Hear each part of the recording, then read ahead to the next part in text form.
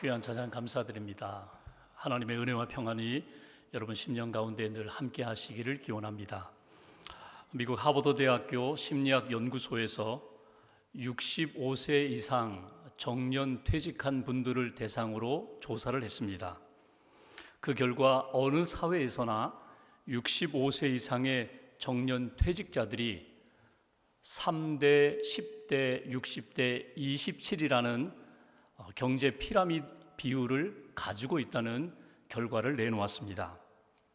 3%의 사람들, 그들은 여전히 최고의 부를 누리고 있는 사람들, 10%의 사람들, 퇴직 전과 퇴직 후가 별반 다르지 않은 경제력을 여전히 갖고 있는 사람들, 60%의 사람들, 간신히 생활을 유지해 나가는 사람들, 그리고 27%의 사람들은 자선단체의 도움을 받고 살아가는 사람들, 이런 경제 피라미드의 비율을 가지고 있다는 것입니다.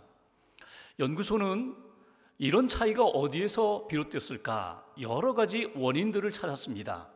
그 원인들 가운데 대표적인 것 하나가 있다면 목표에 대한 습관이 다르다는 것입니다. 3%의 사람들은 젊어서부터 분명한 목표를 세우게 됩니다. 그리고 그 목표를 글로 쓰고 쓴 글을 수시로 점검하고 읽고 자기가 지금 살고 있는 이 삶이 목표에 부합하는지 점검하는 습관이 있었다는 것입니다. 10%의 사람들 목표는 있습니다. 그런데 글로 쓰거나 또는 그 목표를 다시금 점검해보는 그런 일은 약했다는 것입니다. 60%의 사람들 목표가 수시로 바뀌고 변하는 그러한 일들이 많았다는 것입니다. 그리고 27%의 사람들 지금까지 살아오면서 목표라는 것을 세워본 적이 없는 사람들, 목표 자체가 없는 사람들이었다. 여러분은 어떻습니까? 여러분들은 인생의 분명한 목적과 구체적인 목표를 가지고 살고 있습니까? 여러분의 신앙생활은 어떻습니까? 여러분의 신앙적인 목표가 있습니까? 금년 2020년에 목표를 세우셨습니까? 그리고 그 목표를 점검하면서 지난 6개월을 보내셨습니까? 여러분들이 받은 하나님의 은혜는 무엇입니까? 하나님이 여러분들의 삶 가운데 베풀어 주신 그 은혜를 확인하고 그 은혜에 하나님 앞에 감사하며 살아가고 있습니까? 오늘 본문은 롯이 아브라함을 떠난 이후에 하나님이 아브라함에게 나타나셔서 주시는 말씀입니다. 구체적으로 몇 가지 명령을 하십니다. 그리고 하나님이 이미 그에게 주신 축복, 그 복의 내용을 확인시켜 주십니다. 하나님께서 아브라함에게 주셨던 이 말씀을 통하여 오늘 저와 여러분들에게 주시는 하나님의 마음이 무엇일까? 영적인 메시지가 무엇인지를 건져 올리고자 합니다. 먼저 14절 말씀을 다시 한번 봉독하겠습니다.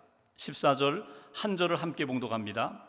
롯이 아브라함을 떠난 후에 여호와께서 아브라함에게 이르시되 너는 눈을 들어 너 있는 곳에서 북쪽과 남쪽 그리고 동쪽과 서쪽을 바라보라. 아멘. 여기 중요한 하나님이 아브라함에게 주시는 두 가지 동사 명령이 있습니다. 그것은 너는 눈을 들어라. 눈을 들어라. 그리고 내가 너에게 제시한 것들을 바라보라. 눈을 들어 동서남북을 바라보라고 말씀하십니다. 눈을 들어 바라보라는 이 말씀은 우리가 지난주에 읽었던 말씀 10절 말씀을 보실까요? 13장 10절 말씀 보시면 이에 롯이 눈을 들어 요단 지역을 바라본즉, 여기와도 거의 같은 표현이 오늘 14절 내용에 담겨 있는 내용입니다. 사실 눈을 들어 바라보라, 여기 10절의 내용과 오늘 본문의 14절 내용에 중요한 차이가 있습니다. 그것은 주어가 다릅니다. 주체가 다릅니다. 롯이 눈을 들어 바라보았다.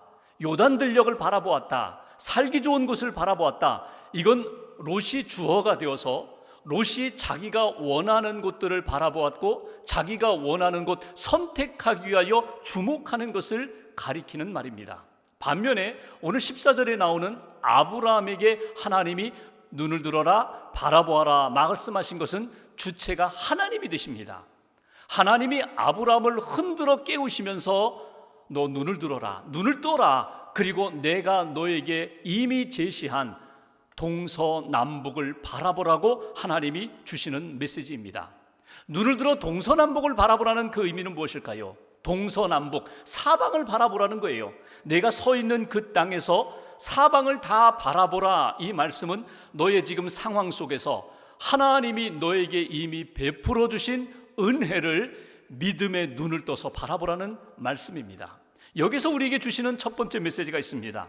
하나님이 아브라함에게 그리고 저와 여러분들에게 오늘 주시는 하나님의 마음, 아무개야 눈을 들어서 내가 너에게 이미 베풀어 준 은혜를 놓치지 말고 바라보라, 주목하라. 이것이 오늘 주시는 메시지입니다. 눈을 들어 은혜를 보라고 주님이 말씀하셨습니다. 지금 이때는 언제입니까? 아브라함이 늘 사랑하고 돌보았던 조카 롯이 떠난 때입니다. 아들과 같이 여겼던 롯이 떠난 것이 물론 믿음으로 선택한 것이고 믿음으로 결정한 것이지만 아브라함의 입장에서는 허전할 수가 있습니다. 외로울 수가 있습니다. 사랑을 주고받았습니다. 그 조건이 상실되었습니다. 사람이 곁에서 떠났습니다. 이제는 내가 아들처럼 의지했던 롯이 잘 살겠지, 믿음으로 생각하지만 여전히 허전한 가운데 하나님께서 아브라함에게 다가오시면서 주신 말씀이 오늘 본문의 말씀입니다. 그러니까 조건이나 상황이나 사람을 의지하며 낙심하기도 하고 그냥 흔들리는 그런 아브라함을 향하여 이제는 내가 너에게 준 은혜를 주목하면서 힘을 얻으라고, 은혜를 주목하면서 하나님 앞에서 믿음의 길을 걸어가라고 주신 말씀이 오늘 본문의 말씀입니다. 너는 눈을 들어서 인간의 조건이나 상황이 아니라 하나님의 은혜를 다시 한번 확인하면서 믿음의 길을 걸어가야지. 그것이 바로 오늘 본문에 주신 메시지입니다. 오늘 본문에 여기 동서남북을 바라보라고 하셨어요. 여러분, 이것은 우리가 깊이 생각할 주제가 됩니다. 동서남북, 한쪽만 바라보지 말라는 거예요. 내가 보고 싶은 것만 바라보지 말라는 거예요. 내가 이루고자 하는 그 지역만 바라보지 말고 하나님이 내 삶 가운데 펼쳐주신 모든 것들을 전체를 바라보라는 거예요. 내가 원하는 이것은 없어도 되는데, 아니 없어야 되는데 그것까지도 바라보라는 것입니다. 그 고난 가운데, 어두움 가운데, 시련 가운데 하나님이 내게 베풀어 주신 은혜가 무엇인지 믿음의 눈을 떠서 너는 바라보아야 돼. 그것이 오늘 본문의 내용입니다. 우리가 지난주에 보았던 것처럼 히브리어에 나라는 단어가 있습니다. 제발, 원하건대, 그런 뜻입니다. 우리가 읽었던 13장 8절 말씀에 보면은 아브라함이 조카 롯에게 이런 이야기를 합니다. 원하건대, 제발 서로 다투게 하지 말자. 우리 싸우지 말자. 그러니까 사람이 사람에게 이 말을 할 때에는 청하는 간절한 마음을 가지고, 소원을 가지고 그렇게 요청하는 내용입니다. 제발 싸우지 말자. 제발 다투게 하지 말자. 그런데 하나님이 사람들에게 이런 말씀을 하실 때가 있어요. 오늘 본문 14절에도 우리말 성경에는 나타나 있지 않지만 하나님이 아브라함에게 너 눈을 들어 바라보라라고 말씀하실 때 이 나라는 단어가 들어가 있습니다. 그러니까 의미는 이런 것입니다. 하나님이 아브라함의 마음을 읽으시면서 제발 좀 이제는 눈을 들어서 동서남북 은혜의 현장을 바라보아라. 똑같은 하나님의 간절한 마음이 담겨 있어요. 그런데 여기에 차이가 있다면 하나님이 사람들에게 제발, 나라는 이 단어를 사용할 때에는 믿음이 반드시 요구될 때에, 믿음이 필요할 때에 이 단어를 사용하십니다. 창세기를 읽어가 보면은 하나님께서 아브라함에게 말씀하시는 가운데 이 단어를 사용할 때가 있어요. 예를 들면은 내가 너에게 이삭을 주겠노라. 아직 자녀가 없는 아브라함을 향하여 내가 너에게 이삭을 주겠다? 여러분, 이것은 인간적으로 보면은요 불가능한 일입니다. 있을 수 없는 일입니다. 그런데 하나님이 내가 너에게 제발 이삭을 줄 거야. 그 얘기 뭐예요? 너 믿음으로 수용하라는 거예요. 내가 이루고자 하는 그 뜻에 대하여 믿음으로 수용하라. 내 아들 이삭을 바치라고 할 때도 똑같습니다. 인간적으로는 할 수 없어요. 어떻게 아들을 모리아 산에 올라가서 아들을 번제로 바칠 수 있어요? 그런데 하나님이 그렇게 말씀하십니다. 내 믿음으로 나에게 이삭을 번제로 바쳐라. 믿음으로 헌신하라. 여러분, 믿음이 요구될 때에 하나님이 이 단어를 사용하십니다. 오늘 그런 의미로 볼 때에 오늘 하나님이 아브라함에게 주신 말씀, 너는 눈을 들어 사방을 바라보면서 하나님의 은혜를 제발 확인했으면 좋겠다. 그 은혜가 있음을 내가 확인하고 믿음으로 받아들이면 좋겠다. 믿음이 필요해. 이것이 오늘 하나님의 마음입니다. 아브라함이 눈을 들어서 사방을 보고 있습니다. 무엇이 보일까요? 들이 보일 것입니다. 목초지가 보일 것입니다. 물가도 보일 것입니다. 근데 하나님이 아브라함에게 보기를 원하시는 것이 있어요. 그것은 단지 눈에 보이는 들녘이나 목초지가 아니라 하나님의 약속을 믿음으로 확인하면서 믿음으로 보기를 원하세요. 그것이 무엇입니까? 15절 16절 말씀 보십시오. 제가 봉독합니다. 보이는 땅을, 하나님이 주신 땅입니다. 가나안 사람들이 있지만 그 땅이 가나안 사람들이 주인이 되지 않고 내가 너와 네 자손에게 주리라 이미 말씀하셨어요. 15절, 보이는 땅을 내가 너와 네 자손에게 주리니 영원히 이르리라. 너 그 땅을 바라보면서 하나님이 너에게, 아브라함 너와 후손에게 이미 주겠다고 약속하신 땅임을 믿음으로 바라보라는 거예요. 그 땅이 하나님의 은혜로 주어진 땅임을 확인하라는 거예요. 16절 말씀 보십시오. 내가 내 자손이 땅에 티끌 같게 하리니, 자손을 주시겠다는 거예요. 아직 자식이 없지만, 자식처럼 여겼던 롯도 떠나버렸지만, 그러나 하나님이 너에게 자녀를 주리라. 그러니까 믿음의 눈을 떠서 하나님의 은혜의 역사가 이미 시작되었음을 내가 잊지 않기를 원한다. 이것이 하나님의 마음입니다. 여러분, 우리의 삶을 돌아볼까요? 2020년 시작하고 이제 6개월이 지났습니다. 코로나 바이러스 때문에 우리의 일상이, 사람들과의 관계가, 신앙생활이 어려움을 겪어왔습니다. 여러분, 이때에 하나님께서 우리에게 이런 말씀을 하세요. 눈을 들어서 동서남북을 바라보라. 때로는 내 삶에 이거는 제발 없어야 되는데 그것도 그 속에서 이루고자 하는 하나님의 은혜의 역사가 있고 하나님의 계획하심이 있음을 놓치지 말아라. 하나님이 은혜로 이미 약속하셨고 이루어 가시는 세계가 있음을 영적인 눈을 떠서 바라보면 좋겠다. 힘들고 어려우면 우리는 눈을 감고 싶어요. 보고 싶지 않아요. 그냥 묵인하고 싶어요. 근데 하나님은 이렇게 말씀하십니다. 아니야. 이제 내가 영적인 눈을 떠서 하나님의 은혜의 역사, 하나님의 그 놀라운 능력의 역사를 바라보라고. 바라볼 때에 하나님이 너에게 주시는 놀라운 은총의 역사가 일어날 것이라고. 믿음이 무엇입니까? 믿음은 눈을 뜨는 것입니다. 영의 눈을 뜨는 것입니다. 하나님의 역사를 바라보는 것입니다. 하나님이 내게 가지고 계신 계획을 바라보는 것입니다. 그리고 그 방향으로 내가 믿음을 정하겠습니다. 방향을 정하겠습니다. 선택하겠습니다. 결정하겠습니다. 오늘 아브라함에게 하나님이 주시는 말씀, 이제 눈을 들어야지. 이제 하나님의 은혜의 역사를 바라보아야지. 그 말씀을 저와 여러분들이 믿음으로 받아들일 수 있기를 주님의 이름으로 기원합니다. 두 번째 17절 말씀을 보십시오. 17절 한 절을 같이 봉독합니다. 너는 일어나 그 땅을 종과 횡으로 두루 다녀보라. 내가 그것을 네게 주리라. 아멘. 하나님이 눈을 들어 바라보라고 말씀하셨는데 아직도 아브라함에게는 확신이 서지가 않아요. 하나님이 약속한 땅이고 하나님이 자손을 주시겠다고 하고 하나님이 은혜로 주셨다고 말씀하시지만 아브라함 마음 가운데 확신이 서지 않아요. 영적인 회복이 일어나지가 않아요. 그런 아브라함을 향하여 하나님이 더 적극적으로 말씀하십니다. 17절 두 가지를 강조하십니다. 일어나야 돼. 너는 일어나야 돼. 그리고 그 땅을 종과 횡으로 두루 걸어봐야 돼. 다녀보라고, 걸어보라고 이렇게 말씀하십니다. 여러분, 이 말씀은 생각에 머물지 말고 하나님의 말씀과 은혜를 그냥 머릿속에, 가슴속에 개념으로만 그렇게 붙들지 말고 몸으로 하나님을 체험하라는 거예요. 몸으로 은혜를 체험하라는 거예요. 몸으로 하나님의 뜻에 순종하면서 하나님이 내 삶을 어떻게 일으키시고 붙드시고 세우시는가를 직접 체험해보라.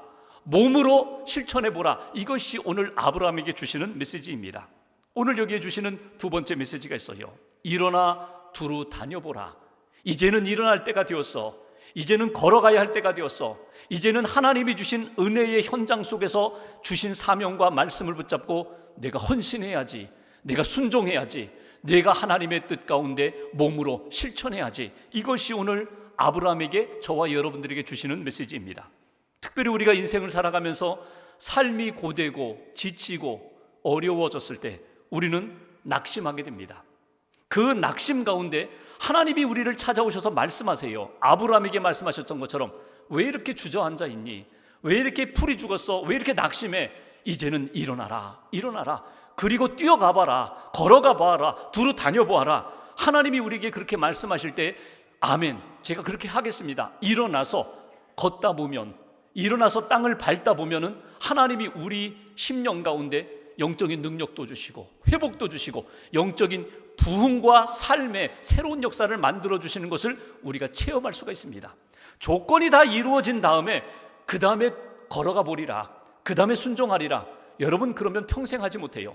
아직도 부족하지만, 아직도 힘들지만 하나님, 내가 믿음으로 일어서겠습니다. 하나님, 믿음으로 걸어가겠습니다. 하나님이 약속하신 은혜의 현장 속에서 하나님을 만나겠습니다. 이런 믿음의 결단이 오늘 저와 여러분들에게 있기를 주님의 이름으로 기원합니다. 생각에만 머무는, 믿음의 삶을 생각에만 머무는 신앙인이 아니라 내 삶 속에 손과 발로 직접 뛰고 체험하면서 살아계신 하나님을 만나고 하나님의 은혜와 복을 경험하는 하나님의 사람들. 성경에 보면은요, 생각에만 머물다가 하나님으로부터 이렇게 진노와 징계를 받은 사람들이 많이 나와요. 예수님의 비유 가운데 마태복음 25장에 보면 최후 심판 비유가 나옵니다. 거기에 보면은 마지막에 양과 염소, 오른편 왼편으로 사람들을 이렇게 나누어요. 그 가운데 이 오른편에 있는 양의 무리들은 하나님이 축복하시죠. 복을 주시죠. 복된 이들이요. 왼편에 있는 염소 무리들, 하나님께서 책망하십니다. 저주하십니다. 근데 그때 이런 말씀을 하세요. 너희들은 내가 배고플 때 먹을 것 주지 않았다, 목마를 때 마실 것 주지 않았다, 옥에 갇혔을 때 위로하지 않았다, 나그네 되었을 때 나를 전혀 돌보지 않았다. 그때 그들이 이런 이야기를 합니다. 우리가 언제 돌보지 않았습니까? 우리가 언제 먹여주지 않았습니까? 우리가 언제 하나님을 섬기지 않았습니까? 자기들의 생각은요, 그렇게 한 줄 알아요. 신앙생활 잘한 줄 알아요. 그렇게 하나님을 잘 섬긴 줄 알아요. 그런데 실제적으로 삶 속에서 적용되지가 않았다는 거예요. 삶으로 하나님의 뜻 가운데 순종하며 헌신하는 것이 빠졌다는 거예요. 마태복음 25장에 똑같은 비유 가운데 이런 비유도 있어요. 10처녀가 있습니다. 신랑을 기다리고 있어요. 5처녀는 등과 기름을 준비하고 있다가 신랑을 맞이합니다. 근데 5처녀는 등은 있는데 기름을 준비하지 못했어요. 그리고 신랑을 맞이하지 못했어요. 여러분, 이 5처녀도요, 생각을 했어요. 아, 맞이해야지, 준비해야지. 그런데 기름을 실제로 준비하지 못했어요. 여러분, 우리가 그런 경우가 많다는 것입니다. 여러분, 스스로 돌아보시면서 여러분 착각하지 마세요. 마치 내가 좋은 생각을 하고 믿음의 생각을 하고 하나님의 의를 붙잡고 의를 생각하는 것이 곧 내가 하나님 앞에서 의인이 되고 하나님이 기뻐하시는 사람이 되는 것 아닙니다. 하나님이 주신 마음을 품고 말씀을 품고 그 말씀대로 내가 순종할 때에, 그 말씀으로 일어나서 주님 의지하여 믿음의 길을 걸어갈 때에 하나님이 기뻐하시는 믿음의 사람으로 인정받고 하나님의 영광을 드러내는 것입니다. 여러분, 혹이라도 내가 생각에만 머무는 그런 인생 되지 않도록 하나님, 아브라함에게 말씀하시고 오늘 저와 여러분들에게 말씀하실 때 하나님, 제가 일어나겠습니다. 제가 두루 다니겠습니다. 하나님이 주신 이 땅을 밟으면서 하나님이 약속하신 그 은혜를 체험하면서 하나님 앞에 믿음의 사람으로 아브라함과 같은 믿음의 역사를 이루며 살겠습니다. 여러분, 오늘 여러분의 삶에 굳어진 것이 무엇입니까? 신앙생활 가운데 보면은 내가 반복하면 습관이 되고요, 그것이 내 삶의 체질이 돼요. 어려움을 만났을 때 기도해야지, 결정할 일이 있을 때 말씀 속에서 하나님의 뜻 찾고 그 말씀에 순종하며 결정해야지. 한두 번 이렇게 하다가 믿음의 습관이 되면은요, 그게 내 체질이 됩니다. 어려우면 기도하는 거야, 믿음으로 순종하는 거야. 근데 이것이 쉽지가 않아요. 어떤 여행가가 히말라야를 여행하다가 고산족들을 만났습니다. 그리고 시장에서 그 고산족들이 양을 사고 파는 그 장면을 보게 되었습니다. 야, 이 사람들은 양을 어떻게 사고 파는가 이렇게 구경을 하는데, 양을 사러 어떤 사람이 오니까 그 양을 가지고 있던 사람이 그 양과 살아온 사람을 데리고 풀밭으로 가는 거예요. 그리고 양을 풀어놨어요. 양이 막 풀을 먹죠. 먹고 있는 그 양들에게 그 가격을 매깁니다. 가치를 매깁니다. 근데 이상한 것이 살이 찌고 통통한 아주 무게가 많이 나가는 그 양의 값은 굉장히 싸고 삐쩍 마른 그 양의 가격은 굉장히 높은 거예요. 그 주인에게 묻습니다. 아니, 제가 생각할 때에는 저 양이 더 보기도 좋고 무게도 나가고 풀도 잘 먹는데 저 양은 좀 싼 양이고 삐쩍 마른 저 양이 왜 가격이 더 높습니까? 그러자 그가 이렇게 이야기합니다. 우리 고산족들은 양의 가치를 매길 때 어떤 겉으로 보이는 거나 무게로 그렇게 판단하지 않습니다. 그들이 풀을 먹는 습성과 습관을 보면서 가격을 매깁니다. 그러니까 아주 편한 곳으로 위에서 아래로 이렇게 풀을 찾아 먹는 그런 양들은요, 가격이 낮다는 거예요. 왜냐하면 결국 그렇게 편한 곳으로 가다가 풀이 없는 곳에 이르면 그냥 굶어 죽는 거예요.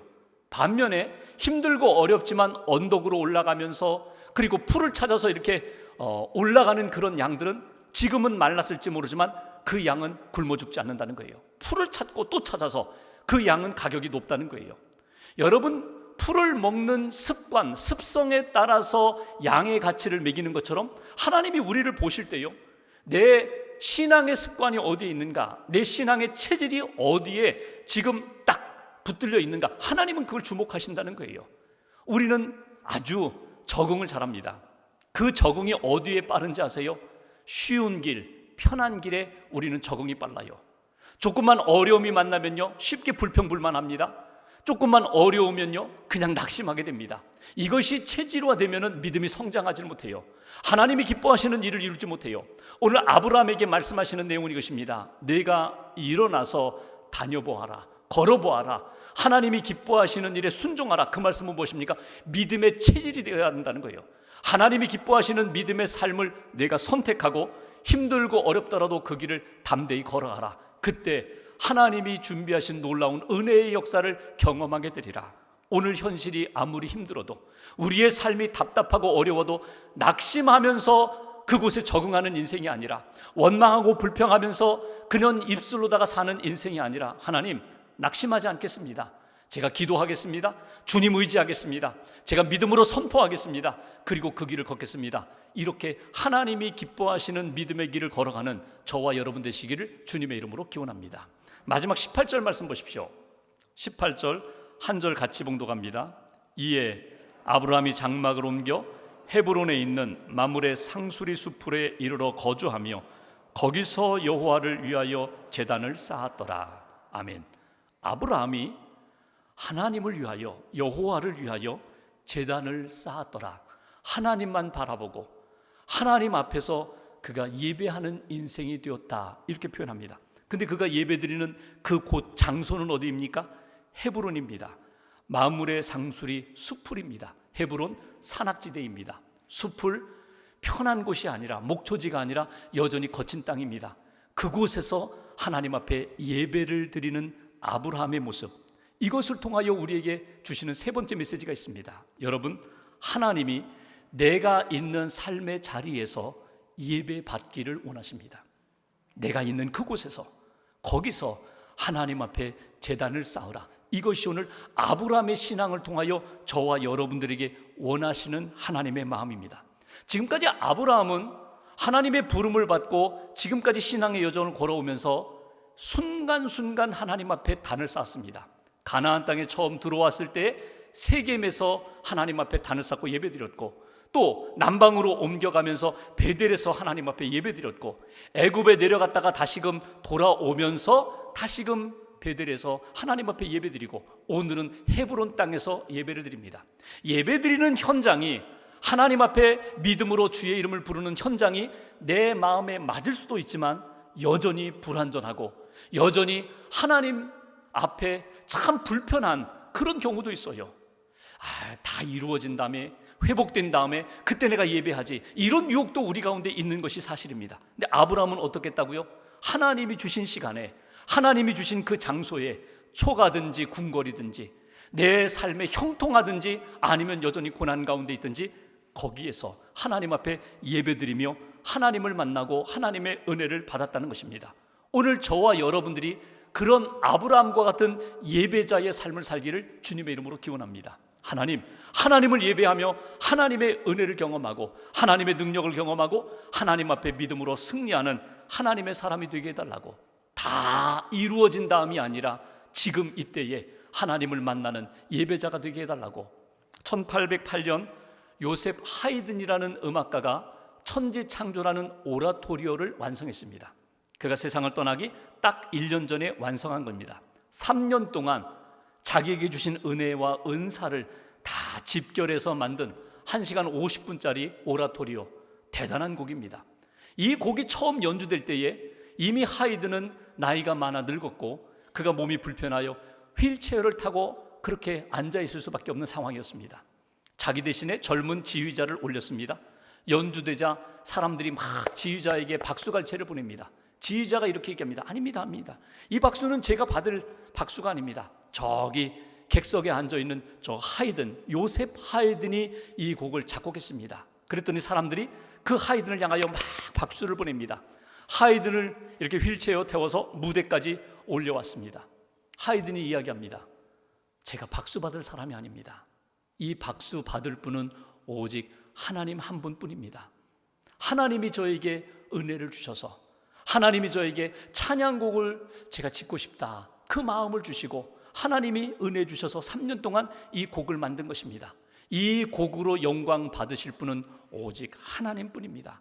더 크게 하나님 앞에 영광의 박수를 올렸다는 것입니다. 여러분, 하나님 앞에서 예배드린다는 것, 여러분의 삶의 자리에서 지금 내게 주어진 상황, 거기서 하나님 앞에 예배드리는 것, 감사의 제단을 쌓는 것입니다. 하나님이 저와 여러분들에게 은혜를 주셨어요. 하나님이 주신 은혜를 놓치지 마세요. 내 소원의 기준으로 하나님 앞에 감사해야지, 하나님 앞에서 내가 이렇게 예배해야지 하면은요, 불완전합니다. 내 소원의 기준대로 삼는다면 낙심할 때도 많고 원망할 때도 많고 불평할 때도 많아요. 내 소원대로 안 됐으니까, 내 뜻대로 안 됐으니까. 그런데 기준이 내 소원이 아니라 하나님의 은혜의 기준으로 설정하면 달라요. 하나님의 은혜의 기준으로 나 자신을 바라보면은요, 이미 나는 너무나 많은 은혜를 받았습니다. 하나님이 또 오늘과 내일에 크고 놀라운 은총의 역사를 준비하고 계십니다. 그 은혜의 기준으로 하나님 앞에 선다면 우리는 감사할 수밖에 없고 하나님 앞에 내 삶을 다 드리면서 예배할 수밖에 없다. 이것이 오늘 아브라함의 신앙의 여정을 통하여 저와 여러분들이 영적인 교훈 건져 올리는 부분입니다. 말씀을 마무리하면서 믿음의 사람은 눈을 들어서 언제나 하나님이 베푸시는 은혜를 바라보게 됩니다. 믿음의 사람은 하나님이 내게 베풀어 주신 은혜에 합당하게 하나님 앞에 제단을 쌓고 예배하는 인생으로 살게 됩니다. 한 주간 동안 하나님이 지난 6개월 동안 나와 우리 가정과 교회와 우리 민족에게, 우리 자녀들에게 베풀어 주신 은혜가 무엇인지 놓치지 마시고 꼭 붙잡고 건져 올리시기 바랍니다. 그리고 하나님의 말씀을 따라 감사로 제단을 쌓고 하나님께 영광 돌리는 그런 인생 하루하루 살아가는 저와 여러분 되시기를 주님의 이름으로 축원합니다. 기도하겠습니다.